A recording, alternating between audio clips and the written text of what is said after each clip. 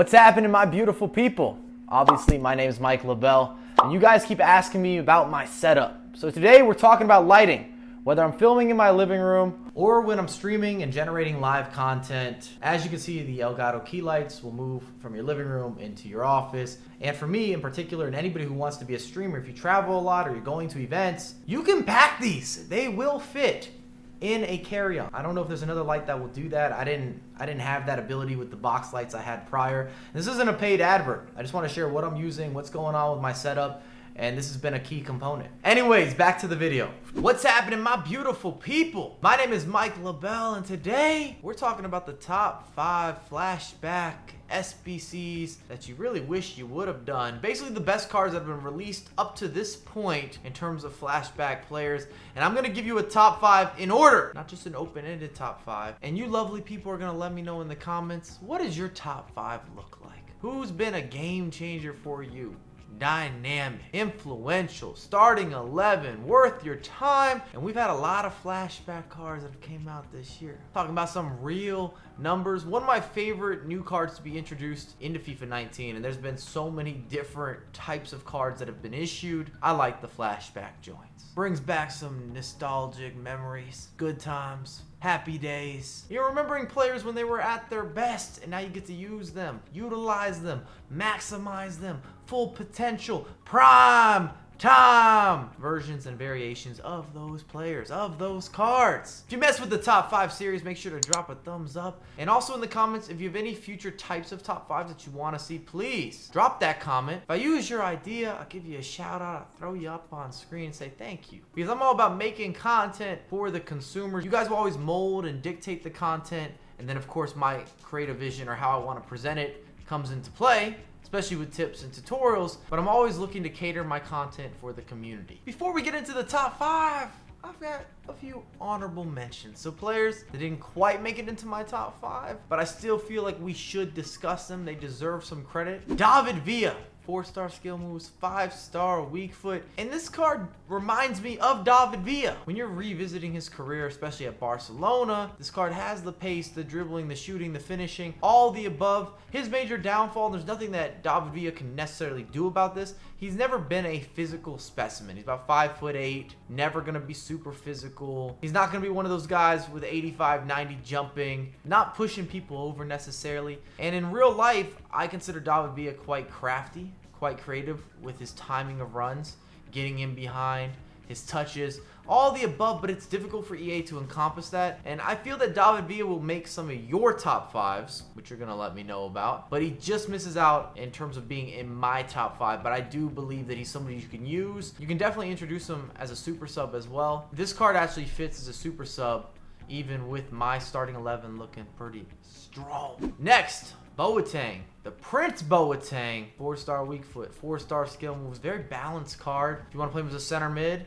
or even a holding mid, you could also get away with using him as a center attacking mid if you really fall in love with this card. Does bring back some memories, even though he's not that old, 31 years old. Went to Barcelona, which a lot of people were surprised with that move. He's always been a class act, at least on the pitch. And this card's in the Italian league, which makes it pretty easy for links, especially considering that Boateng has an unusual nationality. And I bring that up because if you don't have icons, the links start getting very complicated, kind of tricky. How do you put this guy in the starting 11? Who is he gonna replace? What's the rest of your team look like? Are we on the same page? Last of the honorable mentions, we have Wayne Rooney, and I rate this card. I was this close to putting him in my top 5. I know that his stamina is suspect. Could have mentioned that about Boateng as well. That's one of his drawbacks. And I don't understand how Wayne Rooney, if you're looking at a flashback, a throwback, we're referencing to when Wayne Rooney was at Manchester United, or even a small glimpse when he was at Everton. This is one of the hardest working players of all time. He's a utility player as well. He could be a center mid, a cam, a winger, a striker, and the same could be said for this card. I use him all over the pitch, all sorts of different roles, often as a super sub, just because I don't have an MLS-based team. It's hard to get him into squads and link him properly. But how do you give the man 71 stamina? That's the point I'm trying to make. Even in Wayne Rooney's current form, he's still better than a 71 stamina at DC United. He already has multiple major plays from the previous season where he's chasing all over the pitch and his effort second to none, and he's always been that type of player. So I just feel that EA did him an absolute disrespect to give him lower stamina. His work ethic can never be questioned, whether you're a fan or maybe a little bit of a hater. That is one area on the pitch that you can never take anything away from Wayne Rooney. If he's having a good game or a bad game in real life, he's still going to give you 100%. And I'd kind of compare this card to maybe a Timo Werner with better passing. Very direct. You need to go forward quickly, be decisive with your decision making, get the job done.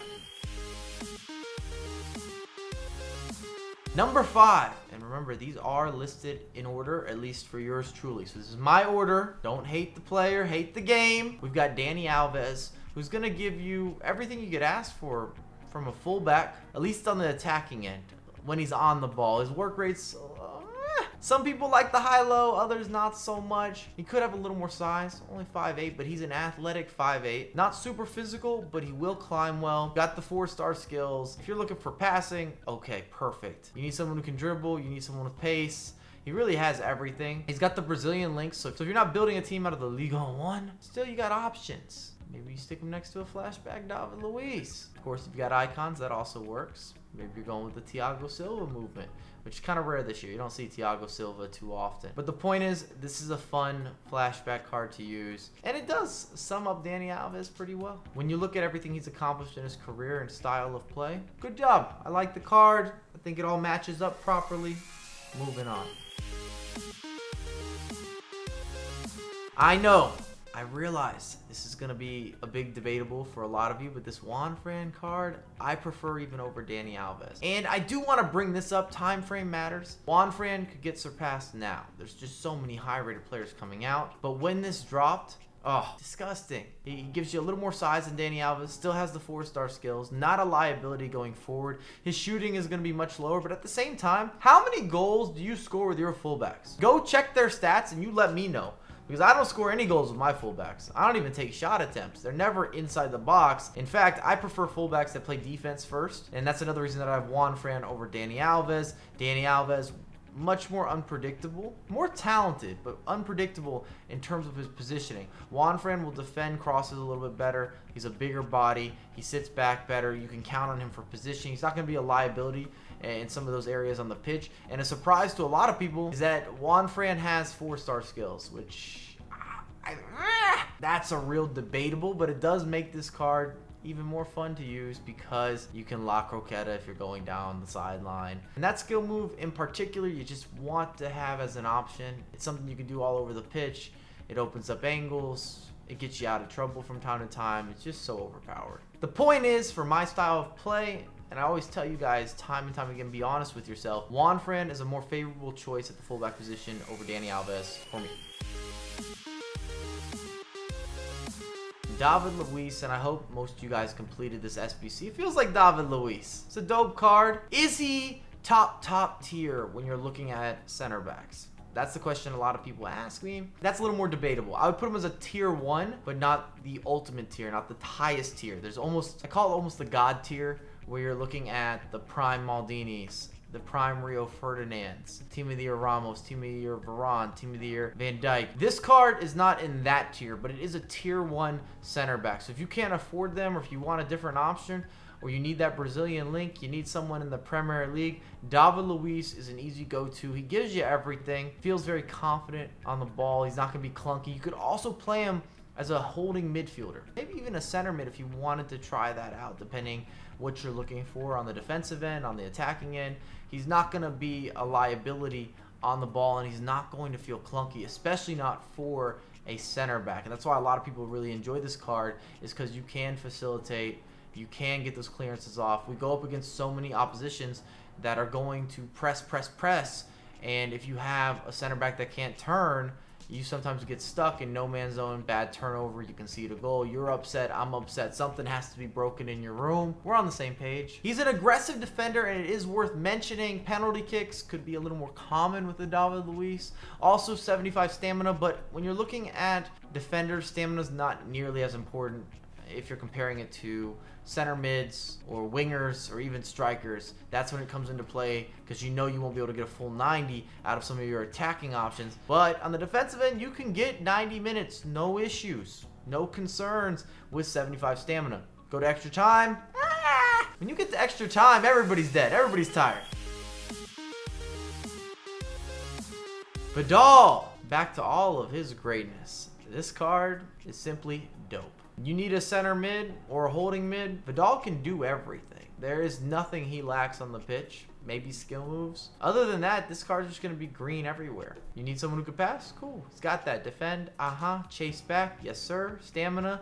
It's on the up and up. Positioning. I rate it. Vidal's not small, but I wouldn't say that he's big. So if you're looking to dominate the midfield with the Vieiras and the Ruud Hullets, who are in different price ranges than Vidal, that might be a little bit of a different vibe. This card, I just don't have anything negative to say. As a midfielder, as a box-to-box, he's everywhere and he fits almost anyone's playstyle. If you want to play tiki-taka, if you want to be direct, if you'd like to play slow, if you need your center mids or even your holding mids to get forward, if you need him to sit back, he checks all the boxes.